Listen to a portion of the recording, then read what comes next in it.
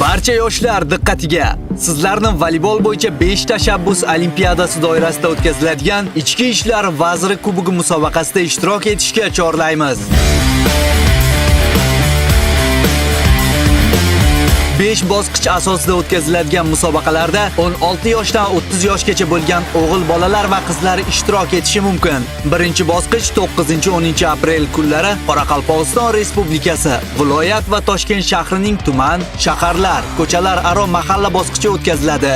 22-24 aprel kunlari ikkinchi bosqich Qoraqalpog'iston Respublikasi, viloyat va Toshkent shahrining tuman, shahar, mahallalar aro sektorlar bosqichi. 3-bosqich 8-10 may kunlari respublikamizdagi sektorlar aro tuman bosqichi.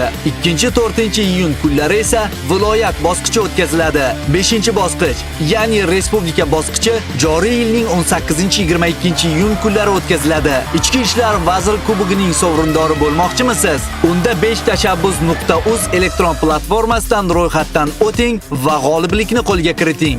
Yangi O'zbekiston yoshlari kuch sinashadigan maydonga marhamat.